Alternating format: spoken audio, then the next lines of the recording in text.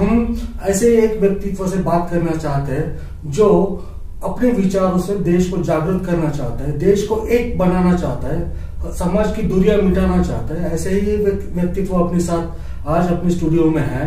उनका नाम है दया सिंह जी।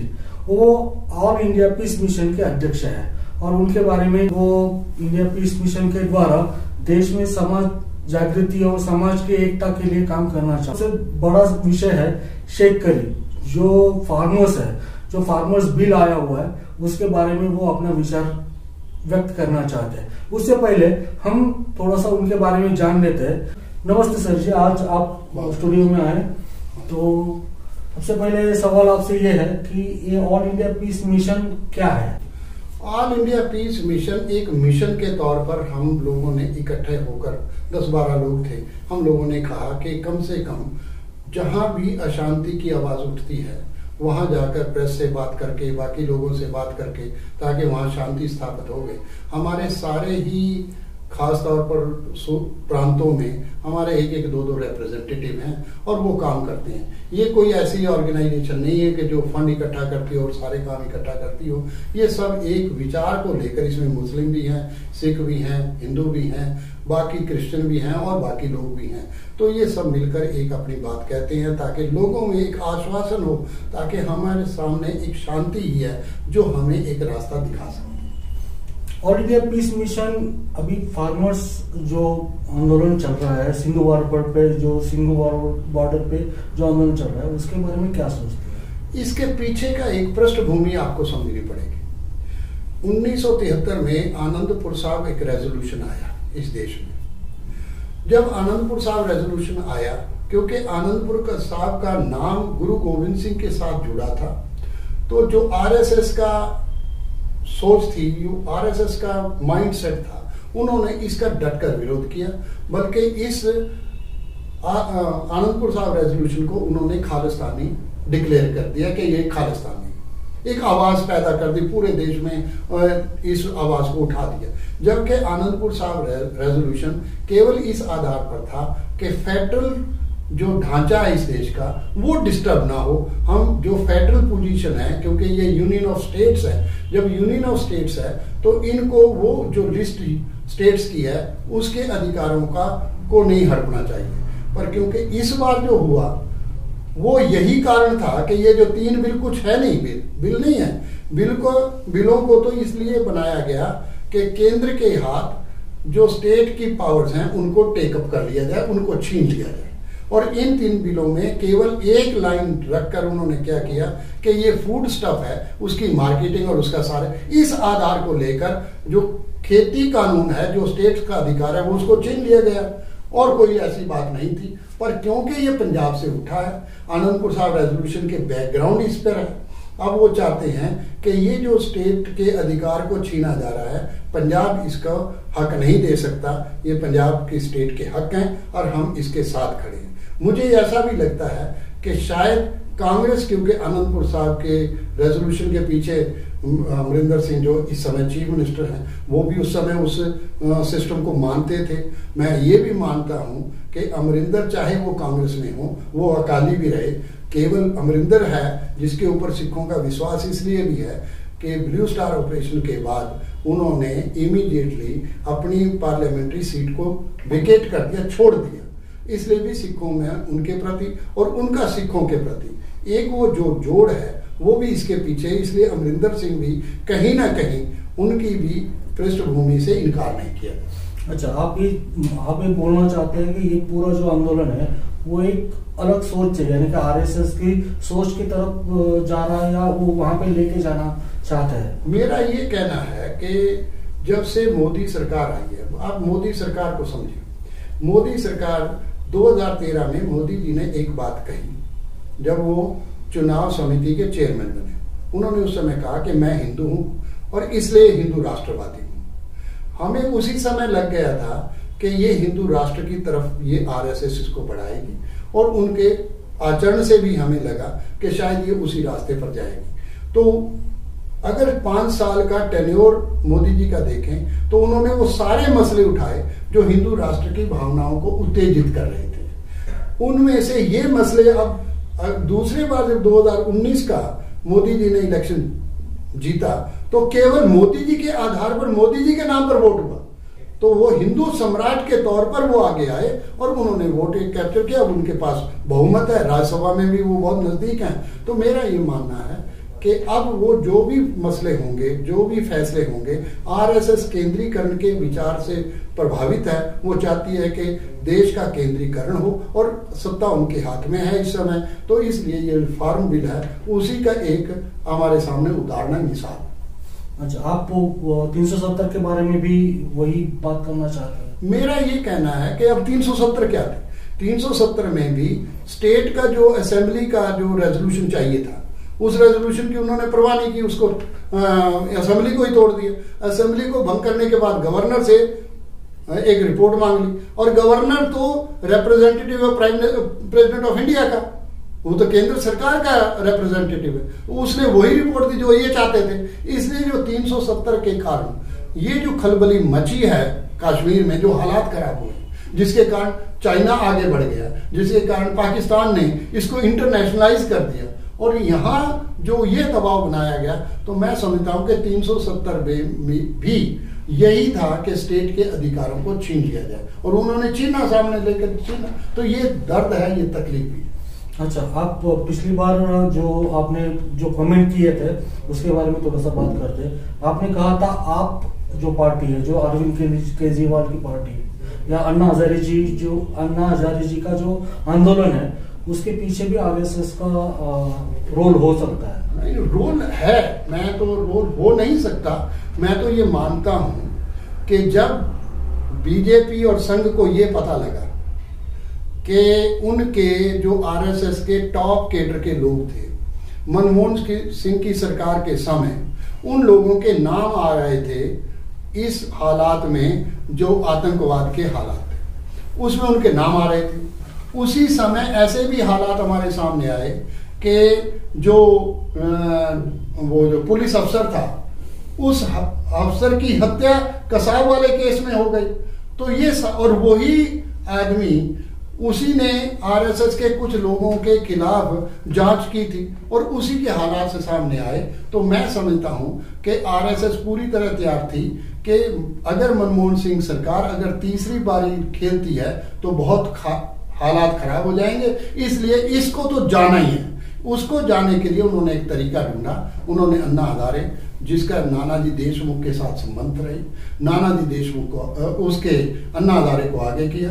केजरीवाल, ये सारे के सारे लोग आरएसएस से जुड़े हुए थे। इन लोगों ने सारे के हालात को, इंडिया अगेंस्ट करप्शन की बात को उठाकर पूरे देश में नहीं, पूरे विश्व में भारत को बदनाम किया कि शायद यही करप्शन का अड्डा, ताकि मनमोहन सिंह बदनाम हो जाए। तो मेरा ये मानना है कि वो आरएसएस का ही प्रोडक्ट था, आरएसएस ने ही उसको इनिशिएट किया था। ये मेरा मानना है और ये मैं मानता हूं। और इसके बारे में मैंने विशेष तौर पर एक यात्रा की गुरु नानक की उसी जगह से जहां से उन्होंने ना को हिंदू ना मुसलमान की आवाज उठाई थी, पंजाब से, और बनारस में, वाराणसी में उसको समाप्त किया। और मैंने उसका पत्र भी सरदार मनमोहन सिंह जी को लिखा, और उसमें ये विशेष तौर पर इस बात को चर्चा की कि ये जो आंदोलन है कुछ आंदोलन नहीं है, ये आंदोलन बाकायदा प्रायोजित है आरएसएस का, और ये इसी काम किया। बाकी आपको सोचना है, हम कोई राजनीतिक सोच नहीं लेकर आए कि हम कोई राजनीति कर रहे हैं, हमारा कोई संबंध नहीं था। पर हमने, मेरे उस पत्र को भी सरदार मनमोहन सिंह ने बतौर प्राइम मिनिस्टर उसको रिस्पॉन्ड भी किया, और उस बात को माना और अप्रिशिएट किया उस यात्रा।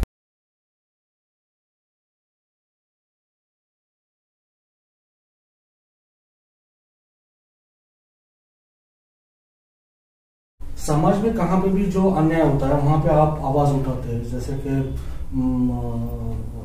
दिल्ली में जो कत्लेआम हुआ था उसके बारे में आप बात कर रहे थे, या 84 का जो हुआ था उसके बारे में भी आपने जो विचार व्यक्त किया है, वो समाज थोड़ा सा उसको विरोध कर रहा है। तो उसके बारे में आप क्या कहना चाहते हैं? देखो, एक बात तो हमें मान लेनी चाहिए कि आरएसएस के मन में ये बात साफ है कि जब तक सिख और मुस्लिम इस देश का हिस्सा है, इस देश पर हिंदू राष्ट्र को स्थापित नहीं किया जा सकता। ये बिना किसी कारण करके और बिना हिचकिचाहट करके मैं ये बात कह सकता हूँ। सरदार हुकम सिंह जो गवर्नर और स्पीकर रहे, इस लोकसभा के स्पीकर भी रहे और स्वतंत्रता सेनानी भी थे, उन्होंने एक बात साफ की थी कि जब तक सिख और मुस्लिम इस देश में हैं तब तक ये देश जो है वो भारत है और ये सेकुलर है। जब यह बाहर निकल गए तो ये सेकुलर नहीं रह सकता, ये उनकी। और मुझे लगता है कि जो 1982 और 84 के बीच में हुआ, इसके पीछे आरएसएस थी। और अडवाणी ने कन्फेशन स्टेटमेंट उनकी माई कंट्री माई लाइफ में 411 से 416 पेज पर उन्होंने ये माना कि ये सारे का सारा काम हम लोगों ने किया था, मतलब बीजेपी और आरएसएस ने किया था। इसमें इंदिरा गांधी तो कहीं नजर नहीं आ रही थी। इंदिरा गांधी ने तो बल्कि मैं समझता हूं कि 2-3 बार ट्राई किया। 27 मई 1984 को बाकायदा तौर पर राष्ट्रपति भवन में बुलाया गया, लोगों को बुलाकर उनमें से एक रिप्रेजेंटेटिव को भेजा गया कि मैं किसी पर मुकदमे नहीं बनाऊंगी, आप लोग अरेस्ट दे दें, मैं सबको छोड़ दूंगी। वो यहाँ तक। और 2 जून 1984 को उसी इंदिरा गांधी ने ये कहा कि वायलेंस से, काउंटर वायलेंस से कभी भी शांति नहीं आ सकती। नफरत से नफरत ही पैदा होगी, नफरत से भावना जो है प्यार और आदर नहीं बन सकता। पर कुछ मिसगाइडेड हिंदूज हैं। मेरा सवाल यह है कि वो मिसगाइडेड हिंदूज कौन है? मैं समझता हूं कि इंदिरा गांधी ने आरएसएस और आरएसएस के इन सारे सिस्टम को ही ये इस बात को रेफर किया है जहां वो मिसगाइडेड हिंदूज की बात करती है। तो मेरा ये कहना है कि जो 84 में उसने पहले सिखों को किया और वो एक पहला स्टेप था, पहला तजुर्बा था। 1992 में अगर आप देखें तो 1984 में भी एक धार्मिक स्थान जो है वो टारगेटेड है, दरबार साहब और अकाल तख्त। और 1992 में देखें तब भी एक ही धर्म स्थान टारगेटेड है जो बाबरी मस्जिद है, उसका कोई लेना देना नहीं। मैं तो हैरान होता हूं कि चीफ जस्टिस ने जो इस बार फैसला किया वो भी कमाल का फैसला, कि वो जज सुप्रीम कोर्ट जब ये मान रही है कि 1949 में जो मूर्तियां रखी गई वो गैर कानूनी थी, 1992 में जो बाबरी मस्जिद को तोड़ा गया वो भी गैर कानूनी था, पर फिर भी ये जो है ये उन्हीं को दे दो जिन्होंने ये सारे काम किए थे। तो मैं ये समझता हूं कि ये कौन सा सुप्रीम कोर्ट का, और मुझे तो चिंता इस बात की है कि उसी सुप्रीम कोर्ट के जज को राज्यसभा में ले लिया जाता है विदाउट एनी कंसिडरेशन। ये तो साफ नजर आप ही बता रहे हैं कि हमने ही सारा काम इनसे करवाया गया। तो मेरा ये मानना है कि मुस्लिम टारगेट हुआ, सिख टारगेट हुआ। और अब जो फार्मर्स आंदोलन, अगर मैं इसको आगे बढ़ा दूं, ये जो फार्मर्स आंदोलन जो पंजाब से उठा है और सिंघू बॉर्डर भी आप एक बात और ध्यान से रखें, सिंघू बॉर्डर वो जगह है जहां बाबा बघेल सिंह जब फौज लेकर आए तो उनका ठहराव सिंघू बॉर्डर पर हुआ। सिंघू बॉर्डर सिंघवाला, यहां सारी सिख फौज खड़ी हुई थी। वहां से चलकर सिख फौज आगे बढ़ी और उसने लाल किले के ऊपर जीत हासिल की, उसने दिल्ली को जीत लिया। जीतने के बाद वो बादशाह की वाइफ ने जब उनको कहा कि महाराज आप ऐसा क्यों करना चाहते हैं, उन्होंने उसी को सारा समर्पित दिल्ली कर दिया और अपनी जीत को भी वो छोड़ के चले गए। उन्होंने केवल ये कहा कि इन गुरुद्वारों की मेंटेनेंस, टैक्स लगा के इन गुरुद्वारों की मेंटेनेंस रखें, इसलिए 30,000 ही लगाओ। 30,000 ही फौज थी। अगर मिठाई वाला पुल लगाओ तो मिठाई वाला पुल है जहां मिठाई बांटी गई। तो सिंघू बॉर्डर पर क्यों खड़े हो गए? क्यों नहीं निरंकारियों का जो केजरीवाल ने एक जेल तैयार कर दी थी किसानों के लिए, आज केजरीवाल कुछ भी कहें, जो बुराड़ी में जेल तैयार की थी उन्होंने, वो जेल इसीलिए, और निरंकारियों क्योंकि सिखों का निरंकारियों के साथ कन्फ्लिक्ट था, उसने उसी जगह कोई रामलीला मैदान देते तो फिर तो बात समझ में आती। बुराड़ी में ही आप जेल में स्थापित करना चाहते हैं, इसलिए सिख जो है वो सिंघू बॉर्डर पर डट गए। और वो सिंह वाला क्योंकि वो स्थान है तो इसलिए उनके लिए तो वो एक मैं समझता हूं कि यादगार स्थान है सिंह वाला और सिंघू बॉर्डर, इसलिए भी सिख वहां पहले बार वहीं टिके। अच्छा, आप अभी जो फार्मर आंदोलन चल रहा है, जो शेतकरी आंदोलन यहाँ पे हो रहा है दिल्ली सिंधु बॉर्डर पे, वहाँ की जो अभी की हालत जो दिखाई दे रहा है उसके बारे में आप क्या करें? जैसे कि राजेश टिकैत जी को एक लीडरशिप अपने आप आ गई है सामने, सब भी उनको उनके इर्द गिर्द जमा हो गया, तो उसके बारे में आप क्या? मेरा ये कहना है कि आवाज तो पंजाब से उठी और जब भी आजादी की भी आवाज पंजाब से उठी थी, जलियांवाला से भी आजादी की आवाज उठी थी। पंजाब है वो एक तौहीद की जगह है, वहां ताकत है, वहां सोच है, वहां चिंतन है। अब वहां से आवाज उठी और सिंघू बॉर्डर पर आ गए। जो गलती मैं समझता हूं, जो गलती इस प्रोटेस्ट में हुई, वो गलती ये थी कि 26 जनवरी को इसको इवेंट मैनेजमेंट नहीं बनाना चाहिए था। किसके कारण करके सिख लीडरशिप फंस गई और उन्होंने इसको 1000 करोड़ रुपए के खर्चे से उसको ये बना दिया। और नतीजा क्या निकला? नतीजा ये निकला कि 26 जनवरी को लाल किले पर निशान साहब जला दिया। अब निशान साहब की बैकग्राउंड भी हमें समझनी चाहिए। एक समय था जब जहांगीर ने तुस्के जहांगीरी में ये हुक्म किया कि कोई भी हिंदू राजा तख्त पर नहीं बैठ सकता, कलगी नहीं लगा सकता, झंडा नहीं फहरा सकता और घोड़े की सवारी नहीं कर सकता, फौज नहीं रख सकता। और ये सभी रजवाड़े गुरु हरगोबिंद साहब जो छठे गुरु थे उनके पास अकाल तख्त पर गए। उस समय अकाल तख्त नहीं था, वहां गए तो उन्होंने जाके गुरु हरगोबिंद साहब के सामने ये बात रखी। तो उन्होंने कहा अच्छा ये बात है, तो उन्होंने कहा आप जाओ घर और मैं इसका काम करता हूं। उन्होंने तख्त के, उसने कहा तख्त नहीं बनाएगा, उन्होंने अकाल तख्त बना दिया। उन्होंने कहा झंडे नहीं जुलाएंगे, उन्होंने एक की बजाय 2 झंडे जुला दिए। उन्होंने कहा शस्त्र धारण नहीं करेंगे, उन्होंने मीरी और पीरी के 2 शस्त्र धारण कर लिए। तो मैं समझता हूं कि ये जो निशान साहब है, इसकी अपवित्रता तो हिंदुस्तान के गौरव की अपवित्रता, वो अपमान है। तो इसलिए मैं नहीं समझता कि ये जो झंडा झुलाया या झंडा वहां निशान साहब उतना ही पवित्र है जितना हिंदुस्तान की आन बान और शान पवित्र है। तिरंगे को किसी ने हाथ नहीं लगाया, तिरंगे को किसी ने छेड़ा नहीं। ये तो साजिश है, जिन लोगों ने साजिश की। मैं अपेक्षा करता हूं प्रधानमंत्री जी से कि वो इस साजिश का पर्दाफाश करें और लोगों के सामने लाएं। हाँ, ये मैं जानता हूं, मैं मोदी जी से केवल ये पूछना चाहता हूं कि तिरंगे का अपमान कैसे हुआ? साजिश हुई, ये मानते हैं कि उस साजिश में कौन इन्वॉल्व था, उसका पर्दाफाश होना चाहिए। तो मेरा ये मानना, उसके बाद टिकैत एक एस्टेब्लिश लीडर बन गए। आज टिकैत एक एस्टेब्लिश लीडर है। आज पंजाब का वो लीडरशिप उतनी सामने नजर नहीं आ रही जो टिकैत लीडरशिप सामने आ गई। हमें टिकैत से और किसी से कोई नहीं, ये तो उनका अपना मानस होगा कि वो सोचते हैं क्या है। पर ये टिकैत को अब ये साबित करना पड़ेगा कि मैं इस मूवमेंट का भी चेहरा हूं जैसे बाकी चेहरे हैं। मैं उनके बिना कोई फैसला नहीं करूंगा जो जब तक वो जो पंजाब का जो लीडरशिप है वो मुझे नहीं देगी। अगर अदरवाइज कोई भी फैसला किया गया तो ये नुकसान तो फार्मर्स को होगा।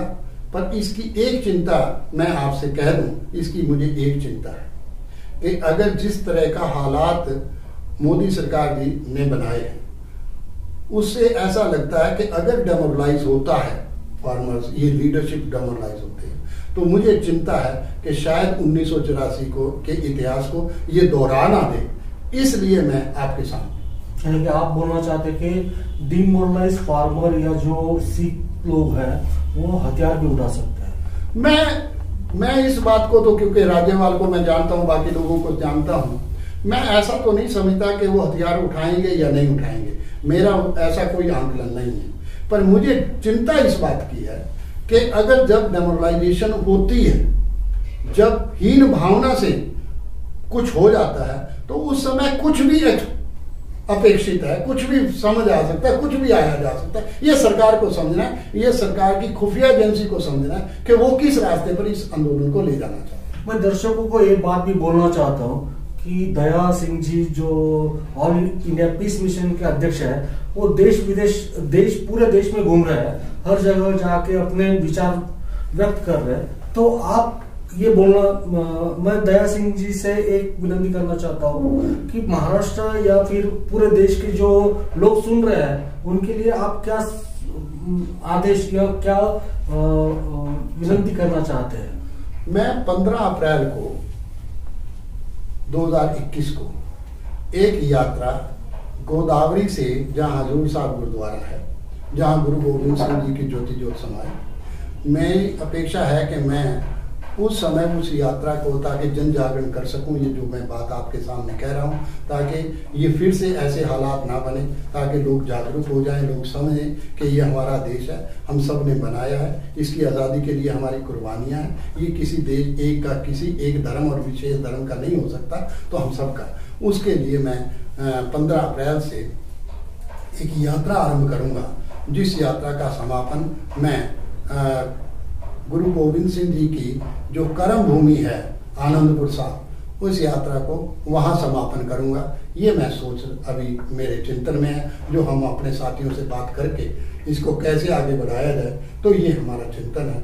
तो ये है, और मैं लोगों से भी कहता हूँ, इस समय भारत को बचाने का सवाल है, इस समय भारत की संस्कृति को बचाने का सवाल है, इस समय भारत को भारतीयता में लेने का सवाल है। हिंदुत्व हो या सिखत्व हो या मुस्लिमत्व हो, इस झगड़े में ना पड़ के आओ मिलकर बैठे, मिलकर विचार करें, मिलकर आगे चढ़ें, और मिलकर आगे चलने से ही भारत भारत रहेगा और हम सब भारतीय हैं और हमें भारतीय होने पर गर्व होना चाहिए। ये मेरी अपेक्षा है और यही मेरी सब लोगों से अपेक्षा करता हूँ कि आओ मिलकर चलें, मिलकर बैठें, मिलकर विचार करें। गुरु नानक का एक शब्द है, होए एकत्र मिलो हो मेरे भाई, दुविधा दूर करो लेव लाए। आओ मिलकर बैठें, मिलकर विचार करें, जो हमारे अंदर भ्रम भ्रांतियां हैं उनको हम समाप्त करें। यही इस यात्रा का सारे का सारा वो काम होगा कि इस यात्रा में हम यही बात लोगों के बीच में रखें। दर्शकों, ऑल इंडिया पीस मिशन के दया सिंह जी के विचार हमने अभी सुने, जिनको सिंधु बॉर्डर आंदोलन चल रहा है, किसानों का जो आंदोलन चल रहा है दिल्ली में, वहां पे देश की एकता दिखाई देती है। उनके विचार हमने अब सुने, उनका मार्गदर्शन महाराष्ट्र के किसानों को हो जाए, ऐसा जो मार्गदर्शन उन्होंने किया उसके लिए मैं बहुत आभारी हूँ। और स्टूडियो में आके उन्होंने अपना कीमती वक्त हमें दे दिया, उसके लिए बहुत आभारी हूँ। नमस्ते। मैं भी आभार व्यक्त करना चाहता हूँ कि जिन्होंने इस बात को लेकर इस साक्षात्कार को आपके सामने पेश कर रहे हैं। मुझे अगर आज मैं समझता हूँ कि अगर भारतीयता देखनी है तो वो सिंधु बॉर्डर पर देखें, वहाँ ना हिंदू ना मुसलमान ना सिख ना ईसाई ना कोई किसी किस्म का कोई ऐसा भेदभाव हमें सामने नजर नहीं आए। ऐसा लगता है कि हम भारतीयता में जी रहे हैं। बहुत बहुत आभार, बहुत बहुत धन्यवाद।